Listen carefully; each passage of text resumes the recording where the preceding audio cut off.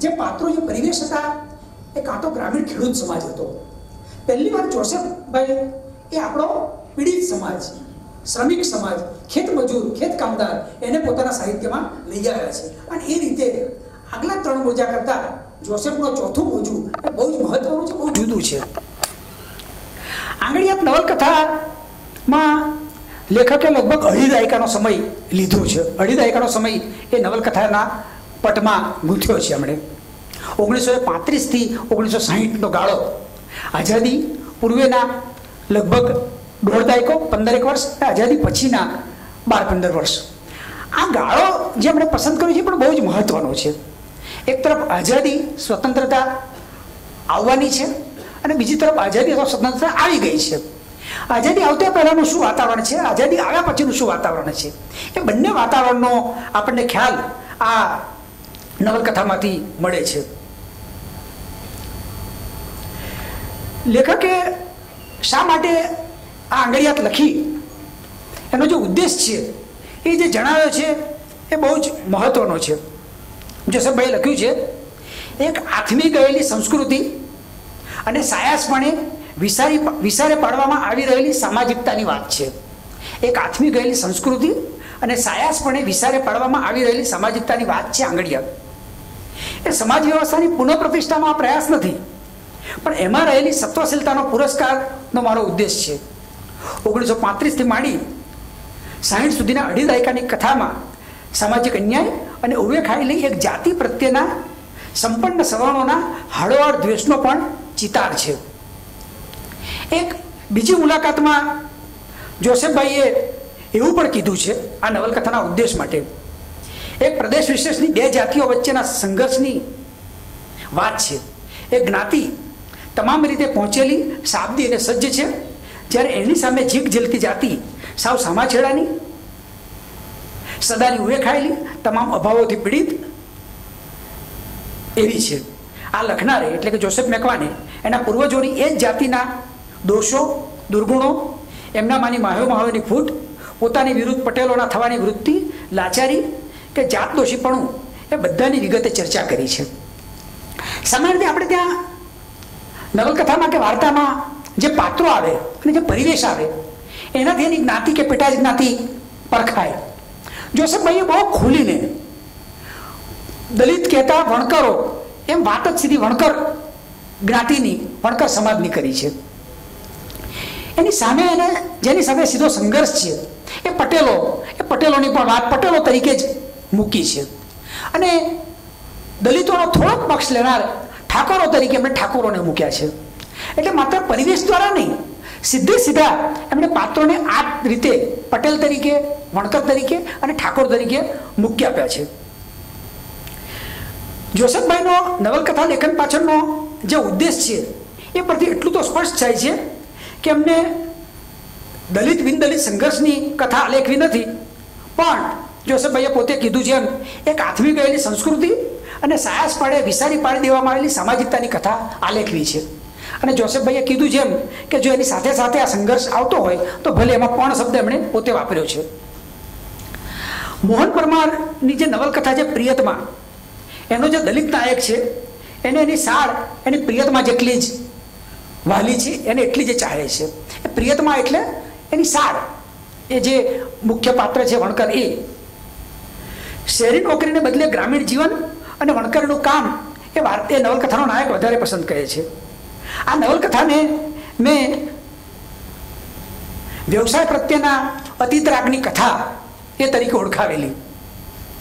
આંગળીયાતના લેખકને પણ એ જે સમાજ વ્યવસ્થાની પુનઃપ્રતિષ્ઠાનો પ્રયાસ નથી કરવો, પણ એમાં રહેલી સત્વશીલતાનો પુરસ્કાર કરવો છે એમ જે લાગે છે એ મારા જેવાને સમજાતું નથી. દિયરવટું, કાઢવણે કાઢી જવું, આંગળીયાત જેવી જે પ્રથાઓ છે એ આજેના સમાજમાં તો અનેક ઘણી આગળ નીકળી ગઈ છે. ત્યારે આવા અતિત્રાગના આલાપનો અર્થ શું છે, અથવા તો એની સામાજિકતાનો, એની સત્વશીલતા કઈ રીતે આપણે સમાજ સામે મૂકી આપી શકીએ, એ એક પ્રશ્ન સ્વાભાવિક રીતે થવાનો.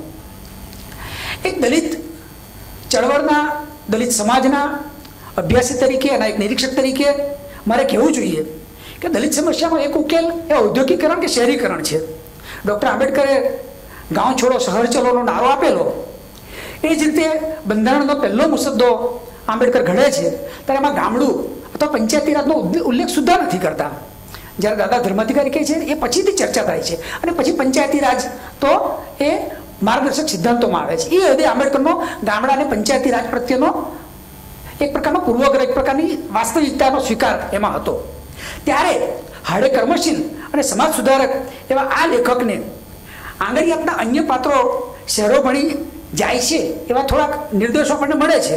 પણ જે ટીહા નામનું મુખ્ય પાત્ર છે એનો જે આંગળીયાત દીકરો છે ગોકળ, એ ગોકળ તો શાળ અને ગામડામાં જ ગોંધાઈ રહે એવું જે લેખક ઈચ્છે છે અથવા તો એવું જે લેખકે બતાવ્યું છે એ પ્રકારનો અતિત્રાગ અને એ પ્રકારનું શાળ ગામડું વણકરીનો ધંધો એનો પુરસ્કાર, એની સત્વશીલતાનો પુરસ્કાર એ કદાચ આજે આપણને સહેલાઈથી સ્વીકાર્ય ન લાગે એવું છે.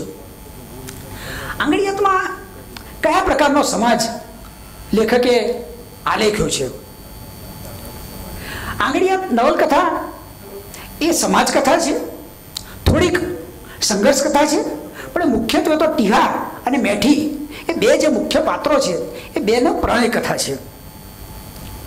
દલિત અદલિત સંબંધોની અને સંઘર્ષની થોડીક એ કથા બની જાય છે, પણ મુખ્યત્વે તો આ બેના જે પ્રણય છે, આ બેનો જે સંબંધ છે એ કઈ રીતે કરુણાંતિકામાં પરિણમે છે એની વાત સવિશેષ કરવામાં આવી છે.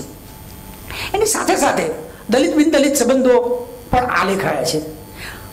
બહુ જ આરંભે જે ટીહો છે મળસ્કે ઉઠે છે એ અને વાલજી બે જણા પોતાના રત્નાપર ગામથી બાજુના શિલાપર ગામે હરાજી કરવા માટે જે એમણે વણ્યું છે એ કાપડની હરાજી કરવા માટે બાકીના ગામે જાય છે અને રસ્તામાં એમને એક ઠાકોરનું ગાડું મળે છે અને ત્યાં જ આપણને ખબર પડે છે કે દલિત બિન દલિત સંબંધો કેવા હોય છે. મેલી લોલા આ ગાહડા ગાડામાં ને વાહે વાહે હેડ્યા આવો. બે જણે પોટલા મિલ્યા ને બોજો હળવા થયાનો હાર ખાધો. ઠાકોરે ગાડું હાંક્યું. કરમની આ એક કઠણાઈ હતી. ગાડામાં ગજિયા મિલાય, ગજિયાના વણનારાને ના બેસાડાય, નહીં તો અભડાઈ જવાય. વાતો ખાસી મન મેળાપીપણાથી થાય પણ તન ના હેડવાય. આ બહુ આરંભનું એક ચિત્ર છે. એટલે બહુ સહેલાઈથી જે ઠાકોર ગાડું લઈને જાય છે એમાં પોતે પોતાનો સામાન મૂકી દે છે, પણ પોતે એમાં બેસી શકતા નથી. એ બેની જે વાતો છે, એમનો જે સંવાદ છે, એ સંવાદ તમે જુઓ તો બહુ જ નજીકના મિત્રો કે ભાઈઓ વાતો કરતા હોય એ પ્રકારની વાતો બંનેની લાગે છે. પણ તન ના હેડવાય એવો જે શબ્દ વાપર્યો છે, જે શારીરિક અસ્પૃશ્યતા છે એ ભારોભાર એ વખતે જોવા આપણને મળે છે. જરા અજીબ લાગે એવી તનની અભડછેટ અને મનના મેળાપીપણામાં જીવતો આંગળીયાતનો દલિત સમાજ છે. અને દલિત સમાજ કેવો છે? જોસેફભાઈ લખે છે, પરવાડે પડી રહેનારા, એમના ઠુહા ઢેબલા ખાનારા, જ્યાં જન્મા ત્યાં જીવવાનું, અને જીવવાનું એટલે જીવતરને વેઠવાનું, કાં થોડું કાં વધુ વેઠવાનું આવે તો એમાં હામો હરફ નહીં ઉચ્ચારવાનો અને છતાં ગામવટ રાખવાની. આ ગામવટ રાખવાની, મારા ગામની વાત બાજુનો ઠાકોર ન કરી જાય એની ચિંતા પેલા દલિતને વણકરને હોય એ પ્રકારની ગામવટ પાછી ખરી. એક બાજુ અભડછેટ છે અને બીજી પાછી આ પ્રકારની ગામવટ પણ છે. આ પરિસ્થિતિમાં જીવતા દલિતો પૈકીનો એક ટીહો અને વાલજી પોતે વણેલા કાપડની હરાજી કરવા એ બાજુના ગામમાં જાય છે.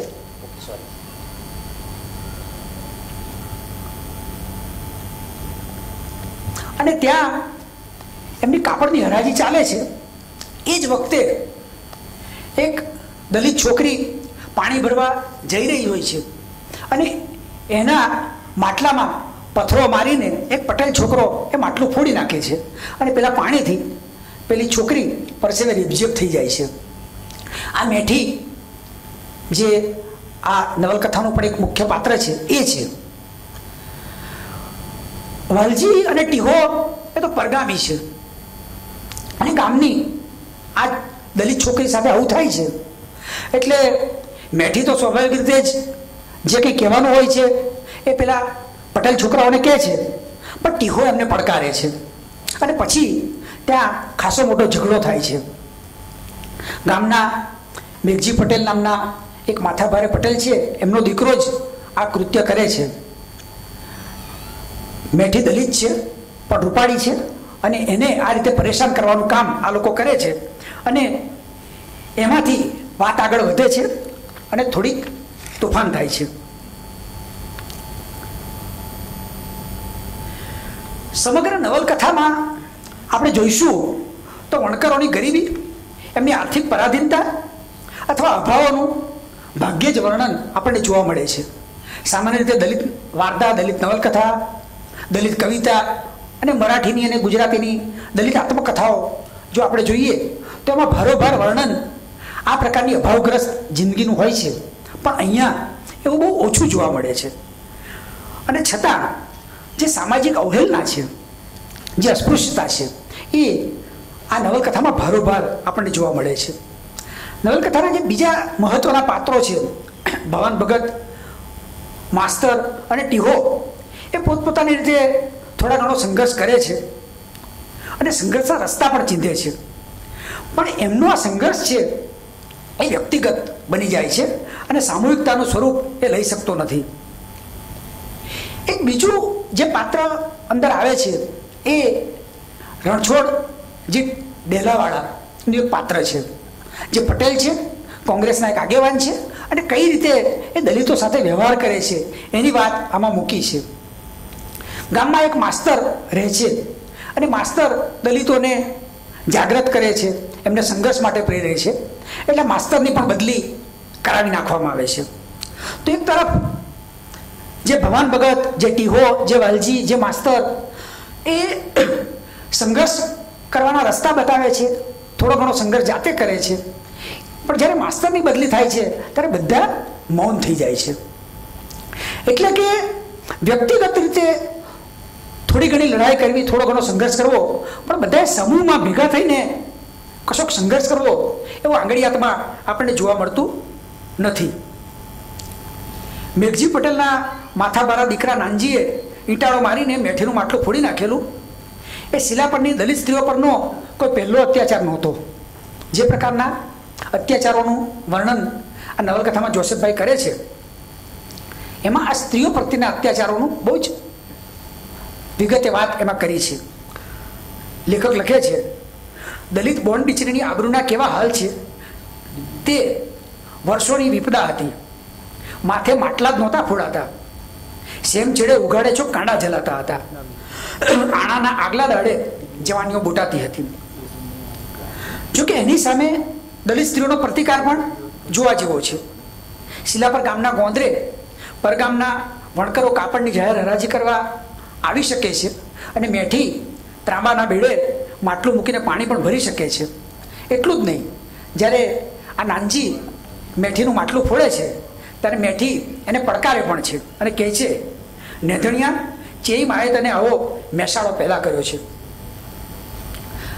આ જે સ્થિતિ ઊભી થાય છે એ પછી પટેલો વણકરોના મલ્લા ઉપર હુમલો કરે છે. એ સમયે કંકુ અને રતન એ પ્રતિકાર કરે છે, પણ બહુ કળથી પ્રતિકાર કરે છે. આખો મોલ્લો એ તો એકદમ સુમસામ થઈ જાય છે, ઘર બંધ કરીને બધા પૂરાઈ જાય છે. પણ આ બે સ્ત્રીઓ એ થોડા ઘણો પ્રતિકાર કરતો હોય છે. એ રીતે લાગે છે કે થોડાક અપવાદો સિવાય આંગળીયાતના વણકરોને લેખક એકંદરે ગભરું અને પોતાની સ્થિતિને કરમની કઠણાઈ માની લેનારા તરીકે અને એ રીતે જીવનારા તરીકે ચિતર્યા છે. સામાન્ય રીતે દલિત નવલકથા હોય ત્યારે એમાં દલિતોની અન્ય પેટાજ્ઞાતિઓ, એના આંતર સંબંધો એ પણ આવવા જોઈતા આવતા હોય છે. આંગળીયાતમાં આ વસ્તુ આવી નથી. નવલકથામાં દલિતોની અન્ય પેટાજ્ઞાતિઓનો ઉલ્લેખ ભાગ્યે જ આપણને જોવા મળે છે. તેમના આંતર સંબંધો વિશે વાત થઈ શકે તેમ નથી નવલકથાને જોતા. વાલજીના કમોદની ઘટના પછી રાતે વાલજીની આંગણે લોક સથવારે બેઠા હરિજન અને રોહિતવા સુદ્ધાય બાકી નહોતા રહ્યા. રૈદાસ ચમાર અને કસનો મહેતર છેક ભવાન કાકાની પડખો પડખળ આવીને બેઠા હતા કે પછી વણકરવાસ પરના હુમલા અને કંકુના પ્રતિકાર પછીનું એક વિધાન આવે છે કે એના સદભાગ્યે ઠોકર ખાતો ખાતો નીચે પડ્યો અને રોહિતવાસના ઢોળાવે ગબડતા એની લાગેલી આગ બુઝાઈ ગઈ. આટલા ઉલ્લેખ સિવાય આ નવલકથામાં દલિતોની બાકીની પેટાજ્ઞાતિઓ કઈ રીતે વર્તે છે, કેવા એમના આંતર સંબંધો છે, એની વાત આપણને આ નવલકથામાં જોવા મળતી નથી. મેં આરંભે કીધું એમ નવલકથાના જે થોડાક મહત્વના પાત્રો છે, એક ટીહો છે, મેઠી છે, વાલજી, કંકુ, જીવણ, દાનો, રતન, ઉજમ, મોતી, ભવાન કાકા, માસ્તર અને છેલ્લે ભોકળ. બીજી તરફ એના જે દૂરિત પાત્રો છે, ચૂથિયો, રામલો, ભીખલો, ખુશલો, ખોંટ. તો બિનદલિત પાત્રોમાં રણછોડ ડેલાવાળા, મેઘજી, મનાજી, નાનાજી, ધૂળચંદ ઠાકોર અને બાદરભાઈ રાવળિયો. દલિત અને બિનદલિત પાત્રો, નાયક નાયિકાઓ અને ખલનાયક ખલનાયિકાઓ, એ બંને આ નવલકથાઓમાં બરાબર રીતે આપણને જોવા મળે છે. જેમ કે તમે ખુશલા ખોંટનું પાત્ર જુઓ, અથવા તો ડેલાવાળાનું પાત્ર જુઓ, અથવા તો એક સારા દલિત પાત્ર તરીકે તમે ધૂળચંદ ઠાકોરને જુઓ, તો કઈ કઈ રીતે લેખક આ બધા પાત્રોને આપણી સામે મૂકી આપે છે, બહુ જ રસપ્રદ છે. ટીહો એ આ નવલકથાનું મુખ્ય પાત્ર છે. નવલકથાનો આરંભ એ ટીહો મળસ્કે ઉઠે છે અને એને વાલજી એ જવાના હોય છે ફેરી કરવા માટે, એનાથી થાય છે. નવલકથાનો અંત એ ટીહાનો આંગળિયાત દીકરો ગોકળ એ ટીહાના નામે ગામની નિશાળમાં એ દાન કરવાનો છે, એનાથી આવે છે. એટલે એ રીતે ટીહો આખી નવલકથા ઉપર છવાયેલો છે, નવલકથાનું મુખ્ય પાત્ર છે. લેખકે આ ટીહાને અન્ય દલિતો કરતા સાવ નોખો ચિતરવામાં કશી મણા નથી રાખી. આરંભે જ બતાવ્યું છે કે ટીહો એની માના મરણ પછી 12મું નથી કરતો અને એને કારણે એ પંથકમાં પંકાઈ જાય છે. એ જ ટીહાના મેઠી સાથેના પ્રેમ એ લગ્નમાં પરિવર્તિત થઈ શકતા નથી અને એક કરુણ પાત્ર બનીને નવલકથામાં ઉભરે છે. એ પટેલો સાથેના સંઘર્ષમાં પહેલા એના ભાઈબંધ વાલજીને અને પછી પોતાનો જીવ ગુમાવે છે. ટીહો પરાક્રમી છે એટલો જ વિદ્રોહી પણ છે. એ જેટલો ચારિત્રશીલ છે એટલો જ પ્રાણવાન છે.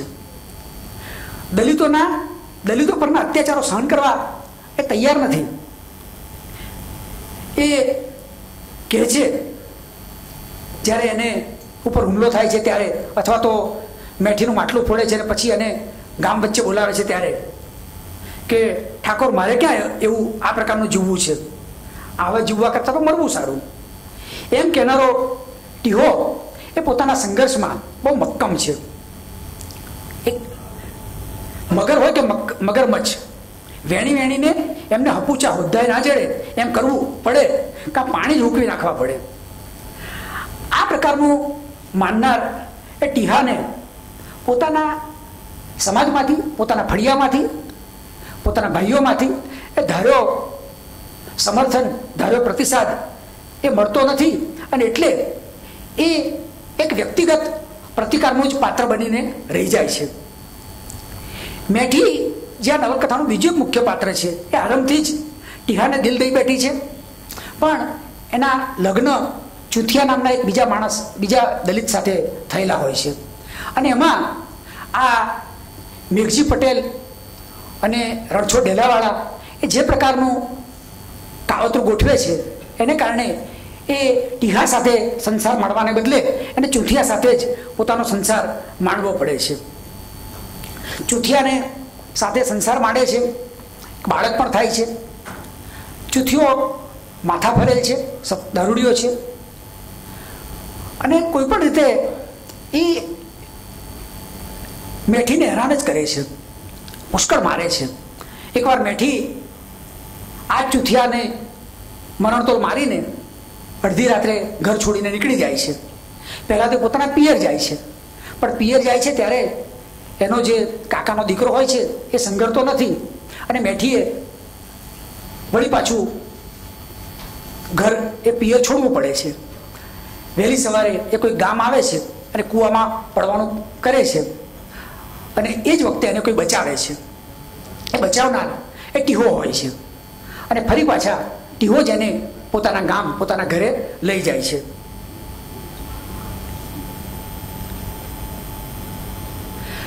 આ મેઠી એ ટીહાની સાથે તો આવે છે, એના ઘરે આવે છે અને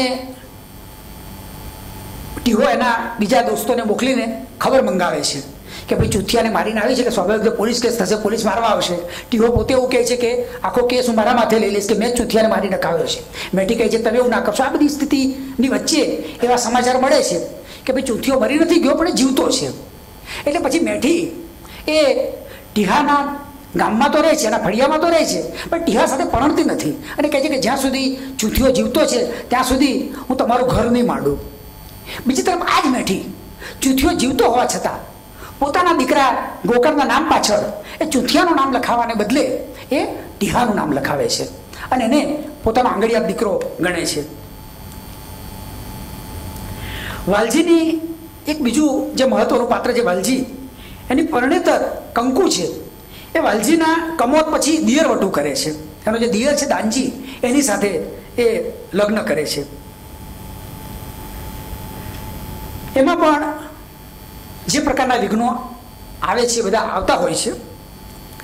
જોસફભાઈએ મેં કહ્યું એમ એક સામાજિક રાજકીય કાર્યકર છે અને એના કારણે એમને પોતાને એમની નવલકથામાં સામાન્ય રીતે દલિત નવલકથાઓમાં આપણે ત્યાં જાહેર જીવનનું અથવા તો રાજકારણનું જે વર્ણન નથી આવતું, જોસફમાં બહુ જ સરસ રીતે આવે છે.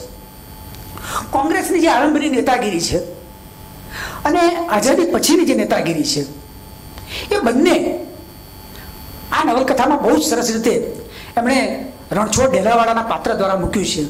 કઈ રીતે આઝાદી પહેલા લોકો વર્તે છે અને કઈ રીતે આઝાદી પછી વર્તે છે. એક સત્તાધારી પક્ષ બનનારો કોંગ્રેસ પક્ષ, જેની પાસે ગાંધીજીની વિચારસરણી છે, જેની પાસે અસ્પૃશ્યતા નિવારણનો કાર્યક્રમ છે, એ લોકો કઈ રીતે દલિતોને છેતરતા હોય છે તો દલિતોને કનડતા હોય છે. એ બંને વાત આ નવલકથામાં એમણે મૂક્યા છે. આંગળીયાતના તમામ પાત્રો એ હાડચામના માણસો જેવા જ ચિતરાયા છે, એટલે બહુ જ આપણને જીવંત લાગે છે અને આપણી આસપાસના જ હોય એવું આપણને લાગે છે. નારી પાત્રોનું આલેખન એ જોસફભાઈનો એક વિશેષ છે. બહુ જ અદ્ભુત રીતે એ નારી પાત્રોને આલેખી શકે છે. જોકે એમાં ક્યારેક એ પાત્રોને દૈવી કે સંત જેવા પણ બનાવી દેતા હોય છે. જેમ કે વિધવા મેઠી 7 વર્ષ સુધી ટીહાથી જુદારો વેડથી એક જ મોહલ્લામાં રહે છે, પણ દિલની અબળખાઓ અને ઉજાગરો કરાયો હોય એવી એકેય રાત એને યાદ નહોતી.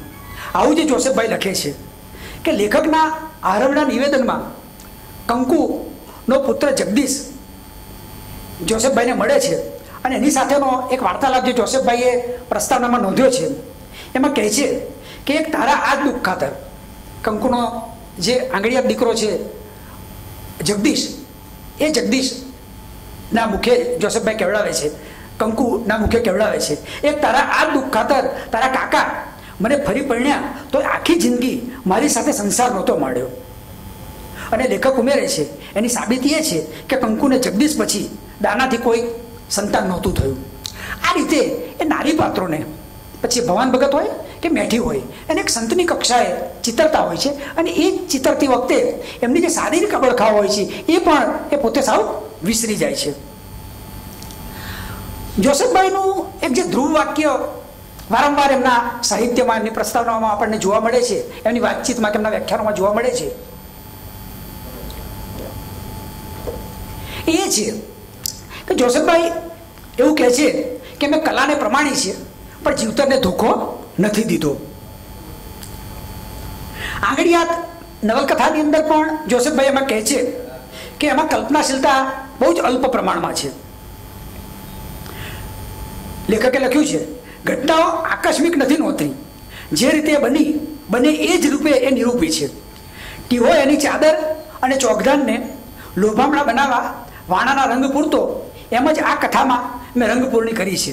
પણ હું કહીશ કે કલ્પના આમાં બહુ જ ઓછી ખપ લાગી છે. મેં કલાને પ્રમાણી છે પણ જીવતરને ધોખો નથી દીધો એમ કહેનાર જોસફભાઈ આંગળીયાતમાં એમ કહે છે કે એમાં કલ્પના બહુ જ ઓછી છે. બીજી તરફ જસવંત શેખડીવાળાથી માંડીને શિલાસ પટેલિયા સુધીના વિવેચકો એ આંગળીયાતના ઘણા પ્રસંગો એ તાલમેલિયા અથવા તો ફિલ્મશાહી હોય એવું એમને લાગે છે. અને સાચે સાચ આ પ્રસંગો આવા બન્યા હશે કે કેમ એવું એક વાચક તરીકે, વિવેચક તરીકે આપણને થાય. જેમ કે મેઠીને કાઢવડે કાઢી જવાની નક્કી કરે છે, એને લઈ આવવાની હોય છે એક પૂનમની રાત્રે, પૂનમના દિવસે. એ આખો પ્રસંગ છે કે પેલા ગોલાની ગાડી મેળવવાની છે, ગાડી આપવાનો ગોલો ના પાડે છે, એટલે રણછોડ ડેલાવાળાની ચિઠ્ઠી મેળવે છે. એ ચિઠ્ઠીના કારણે રણછોડ ડેલાવાળો જાણી જાય છે કે આ લોકો મેઠીને ઉપાડી જવાના છે, અને એ મેઠીને ઉપાડી જાય છે. પછીનું જે આખું વર્ણન છે એ વર્ણન આપણે જોઈએ. અને જે રીતે મેઠીનું અપહરણ વાલજી અને દાનજી કરવાના છે, એના બદલે પેલા પટેલો કરી જાય છે અને ચૂથિયાના ઘરે એને મૂકી દે છે. એ આખી વાત જુઓ. અથવા તો મેઠી એ કૂવામાં પડવા આવે છે અને એ જ વખતે ટીહો એને જોઈ જાય છે અને ટીહો એને બચાવે છે. આ પ્રસંગ જુઓ તો ભલે આપણને એમ લાગે કે ખરેખર જીવનમાં આવું બન્યું હશે, અને દલિતોના જીવનમાં ઘણું બધું આપણી કલ્પના કરતાં પણ કારવું બનતું હોય છે. પણ નવલકથામાં એ આપણને જાણે કે તાલમેલિયું ગોઠવેલું હોય એ પ્રકારનું કોઈ વાચકને લાગે તો એમાં કશી નવાઈ નથી. સર્જનાત્મક સાહિત્ય માટે કલ્પનાશીલતા એ કોઈ બુરી ચીજ નથી, કોઈ ખરાબ વસ્તુ નથી, પણ અનિવાર્ય સાધન છે. બની શકે કે જીવનનું સત્ય એ કલાનું સત્ય ન પણ હોય. ઘણીવાર જીવાતા જીવનમાં બનતી ઘટનાઓ કલ્પના કરતાં પણ કારમી હોય છે. ખુદ જોસેફભાઈએ, પ્રેમચંદજીએ જે દલિત આલેખન કર્યું છે એ વાસ્તવિક નથી એવું કીધું છે. ત્યારે આવી ફરિયાદ જોસેફભાઈની સામે થાય તો એમાં કશું ખોટું નથી. કલ્પના અને વાસ્તવિકતાની વચ્ચે મેળ કઈ રીતે નવલકથાકાર, વાર્તાકાર કે સર્જનાત્મક સાહિત્યકાર પાડે છે એ સૌથી અગત્યનું છે. જો કોઈ લેખકને કલ્પનાનો સહારો જ ન લેવાનો હોય તો એ વાર્તા કે નવલકથા કે નાટક લખે જ શું કરવા? એ જીવનકથા કે આત્મકથા લખે, દસ્તાવેજ લખે, અહેવાલ લખે, લેખ લખે. એટલે આ સર્જનાત્મક સાહિત્ય અને આ પ્રકારનું દસ્તાવેજી સાહિત્ય વચ્ચે જે મોટો ભેદ છે આ છે કે એમાં માત્ર કોરી કલ્પનાઓ કે માત્ર વાસ્તવિકતા ન ચાલે, એ બંનેનું સાયુજ્ય થવું જોઈએ. અને એ જો થાય તો જ એ વધારે સારી રીતે બની શકે. જો કે કલ્પના અને વાસ્તવિકતાની ભેળસેળમાં જે મૂળ મુદ્દો છે એ ચૂકી જવાય છે. લેખકે કલ્પનાનો સહારો ન લેવાનો હોય તો વાર્તા નવલકથા શું કામ લખે? એ જ રીતે આ વાર્તા અથવા નવલકથાની અંદર કલ્પના અને વાસ્તવ એ બંને કઈ રીતે રસાઈને આવે છે, કઈ રીતે એ વાર્તાનો પ્રવાહ આગળ વધે છે, એ આપણે ખાસ તો જોવાનું હોય છે. અને એ રીતે જો આપણે આંગળીયાતને જોઈએ તો આંગળીયાતમાં વાસ્તવિકતા અને જે કંઈ થોડી ઘણી જોસેફભાઈએ કલ્પના મૂકી હોય એ બંને એટલી અદ્ભુત રીતે આવે છે કે એને કારણે આખી નવલકથા સડસડાટ ચાલે છે, ખૂબ સરસ રીતે વાચક સુધી એ પહોંચે છે. ખૂબ સરસ રીતે બધા જ પ્રસંગો લેખકે મૂક્યા છે અને એને કારણે એ નવલકથા આખી જીવંત આપણને લાગતી હોય છે. કોઈ દલિત લેખક જ્યારે લખતો હોય ત્યારે એના સાહિત્યમાં એનું સમાજ દર્શન, એની સામાજિક, રાજકીય, સાંસ્કૃતિક વિચારસરણી એ સ્વાભાવિક રીતે જ આવતી હોય છે. આંગળીયાતનું સમાજ દર્શન શું છે?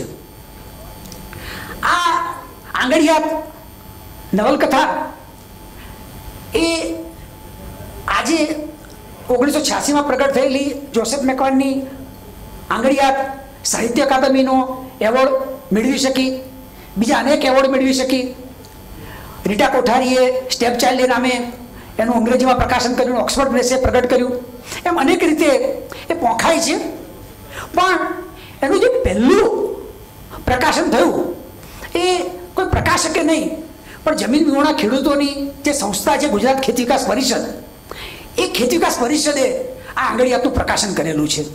અને તદ્દન ન્યૂઝપ્રિન્ટ ઉપર, તદ્દન સાદા ન્યૂઝપ્રિન્ટ ઉપર આ આંગળીયાત છપાઈ છે. એટલે આજે આપણે જે આંગળીયાતને આવી રૂપકડી જોઈએ છીએ એવી આંગળીયાતની મૂળ આવૃત્તિ નહોતી.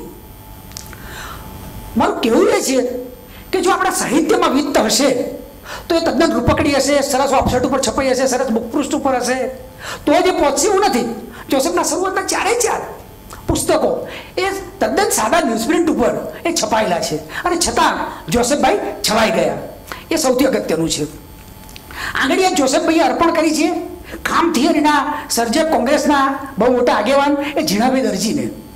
એના પરથી જ જોસેફભાઈનું કયા પ્રકારનું સમાજ દર્શન છે એ આપણને દેખાઈ આવે છે. લેખકે આ નિમિત્તે ભવન ભગત, માસ્તર અને ટીહાના પાત્ર દ્વારા દલિત સમસ્યા વિશેનું એમનું જે દર્શન છે એ જણાવ્યું છે. લેખકનો અંગ્રેજ રાજ, ગાંધી અને કોંગ્રેસ પ્રત્યેનો પક્ષપાત અને પૂર્વગ્રહ એ પણ અછતો રહેતો નથી. જોસેફભાઈએ લખ્યું છે, સ્વરાજ આવવાની વાતો થાય છે અને બોર્ન ડિચરીની આબરૂના આવાહન એ થકી લેખક સ્વરાજ આવશે, આઝાદી આવશે, એ પછી આ કહેવાતા અસ્પૃશ્યોની, દલિતોની શું હાલત થવાની છે એનો નિર્દેશ કરે છે.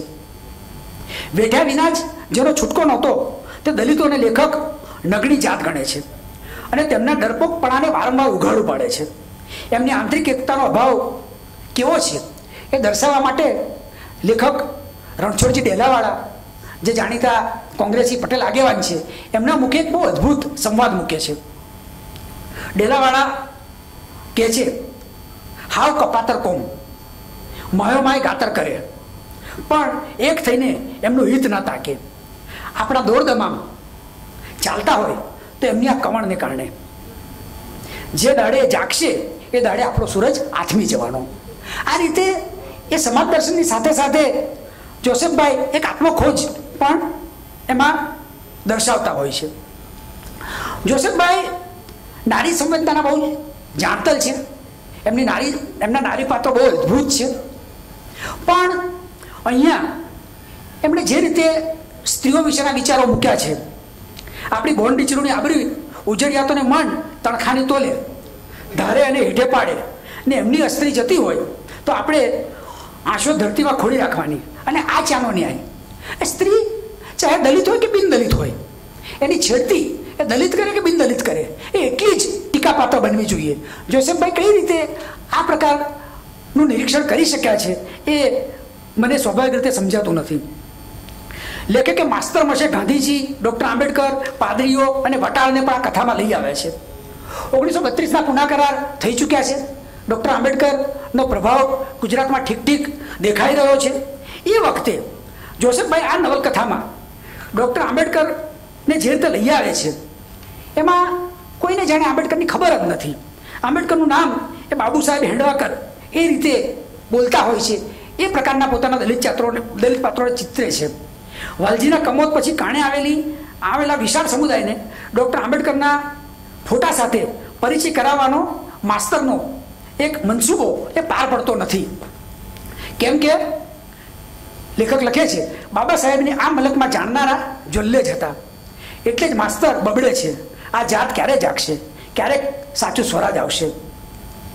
વાલજી પછી ટીહાનું મોત થાય છે ત્યારે તો આઝાદી આવી ચૂકી હોય છે. એટલે માસ્તર આજ આપણું સ્વરાજ અને આજ આપણું લમણે લખાયેલું રામરાજ એમ કહે છે. તેના પ્રત્યુત્તરમાં જે ભવન ભગત કહે છે એમાં જોસેફભાઈનું આખું જ દલિત દર્શન, આખું સમાજ દર્શન બહુ જ અદ્ભુત રીતે, બહુ સરસ રીતે મુકાયેલું છે. ભવન ભગતના મુખ્ય જોસેફભાઈ કેવડાવે છે, સ્વરાજને દોષ ના દેશો માસ્તર, માણસના મંડે દો. જ્યાં સુધી એમના રુદિયામાં રામ નહીં વહે ત્યાં સુધી એના રાજ આઘા જ રહેવાના.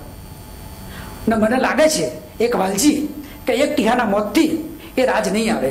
ઘણા વાલજી અને ઘણા ટીહાઓને આમ જ વધેરા જવું પડશે. આપણી આંશો એમને એમ નહીં ઉઘડે. એક તરફ લેખક અદલિતોની માનસિકતામાં બદલાવ અને સમાનતા માટેના લાંબા સંઘર્ષ માટેનું દલિતોને આહ્વાન, આ બંને રીતે જોસેફભાઈનું દલિત દર્શન એ આપણને જોવા મળે છે. સામાન્ય રીતે જે જાનપદી અથવા તો ગ્રામ ચેતનાની વાર્તાઓ કે નવલકથાઓ આવે છે એ શહેરી વાચકને જે પીડે છે એ એની ભાષાને કારણે, એની તળપદી ભાષાને કારણે. અહીંયા જોસેફભાઈએ આંગળીયાતની આ જે નવી આવૃત્તિ છે એની 5મી આવૃત્તિની પ્રસ્તાવનામાં એમની ભાષાની જે લોકોએ ટીકા કરી છે એની બરાબર ખબર લઈ નાખે છે અને કહે છે કે આ બધી વાતો ખોટી છે. પણ જ્યારે લેખકની ભાષા અને પાત્રની ભાષા, કોઈ પાત્ર સંવાદ બોલે અને સંવાદ બોલતી વખતે પાત્ર તળપદી ભાષા બોલે ત્યાં સુધી બરાબર છે.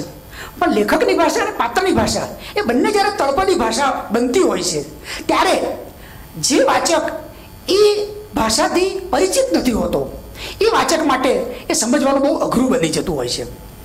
અને આપણે ત્યાં બધી જ આ પ્રકારની જે વાર્તાઓ કે નવલકથાઓ આવે છે એની સામે આ એક ટીકા સ્વાભાવિક રીતે આવતી હોય છે. કે જોસેફભાઈની બાબતમાં પણ બને છે કે જોસેફભાઈ પણ પાત્રોના જે સંવાદો મૂકે છે, સંવાદોની ભાષા અને લેખક તરીકેની જોસેફભાઈની ભાષા એ બંને એક સરખી આવે છે. અને એના કારણે જે આ ભાષાથી પરિચિત નથી એવા જે શહેરી વાચકો છે એમને સમજવામાં જરા મુશ્કેલી પડે છે. જ્યારે ગુજરાતી દલિત ગદ્ય ભાંખોડિયા ભરી રહ્યું હતું ત્યારે આંગળીયાતનું પ્રાગટ્ય થયેલું. એ ઘટનાને હવે તો 30-32 વર્ષ પૂરા થયા છે. સામાજિક નિસ્બત, પૂરી અને પાકી પ્રતિબદ્ધતા તથા પૂર્ણ સાહિત્યિક સત્તા ધરાવતા જોસેફ મેકવાનની આ કીર્તિદા કૃતિ અનેક રીતે પોંખાઈ ચૂકી છે. જોસેફભાઈની હયાતીમાં, એમની હાજરીમાં એમની સાથે એક રમૂજ કરવાની પણ અમારો સંબંધ હતો. એટલે અમે કહેતા કે તમારા દીકરાઓ જેટલું તમને કીર્તિ અને કલદાર નથી કમાઈ આપ્યા એટલા આંગળીયાતે તમને આપ્યા છે. એટલી આ નવલકથા પોંખાઈ છે. આ નવલકથાના પ્રસ્તાવનાકાર ધવલ મહેતાએ તેને મેઘાણી, પન્નાલાલ, રઘુવીર ચૌધરી નવલકથાઓ પછીની ચોથા મોજા તરીકે વર્ણવી છે. સીતાંશુ યશચંદ્રએ જોસેફભાઈને ભારતના મહાન નવલકથાકાર ગણાવ્યા છે. તો ઉમાશંકર જોશી આંગળીયાતના વાંચન પછી જોસેફભાઈ પાસે લા મિઝરેબલની અપેક્ષા સેવે છે. રઘુવીરભાઈ ધર્મપ્રેરિત માનવવાદના પુરસ્કર્તા તરીકે જોસેફભાઈને ઓળખાવે છે. અને મેં અગાઉ કહ્યું એમ એ બીજી ભાષાઓમાં પણ અનુદિત થઈને આપણી સામે આવ્યા છે. મને અંગત રીતે સાચું કહું તો જોસેફભાઈની આંગળીયાત કરતા એમનો જે રેખાચિત્રનો સંગ્રહ છે વ્યથાના વિતક, આખા જોસેફભાઈ એમનું જો કોઈ સર્વશ્રેષ્ઠ સર્જન હોય તો એ વ્યથાના વિતક છે. અને એ મને વધારે આકર્ષે છે. આંગળીયાત પછી જોસેફભાઈ અને બીજા દલિત લેખકોએ પણ નવલકથાઓ લખી છે. તેમ છતાં આંગળીયાતના સ્થાનમાં કશો ફેર પડ્યો નથી. આ નવલકથાનું ભાષાકર્મ, ખાસ કરીને એની ચરોતી બોલી સાથે લેખકે બહુ સુંદર રીતે કામ પાડ્યું છે. મેં કીધું એમ શહેરી વાચકોને કે ભાષાથી જે પરિચિત નથી એમને થોડી તકલીફ પડે છે. આંગળીયાત એ એક વ્યક્તિની કથામાંથી, એક વ્યક્તિના સંઘર્ષમાંથી એ સામૂહિક સંઘર્ષની કથા બની શકે એવી અનેક શક્યતાઓ ધરાવતી હતી. જોસેફભાઈએ એ પછીની નવલકથાઓમાં થોડુંક એ પ્રકારનું કામ પણ કરવાનું નિર્ધાર્યું હતું. એક પ્રલંબ કથા દલિતોની 3 પેઢીની એ લખવા પણ વિચારતા હતા, પણ એ શક્ય ન બન્યું. પણ આંગળીયાતનું જે સ્થાન છે એ સ્થાન આજે 30-32 વર્ષ પછી, 3-3.5 દાયકા પછી સહેજ પણ ઓછું થઈ શક્યું નથી. એક ઉત્તમ, ઉત્કૃષ્ટ, આદર્શ નવલકથા તરીકે આંગળીયાતને આપણે કાયમ યાદ રાખીશું. આભાર.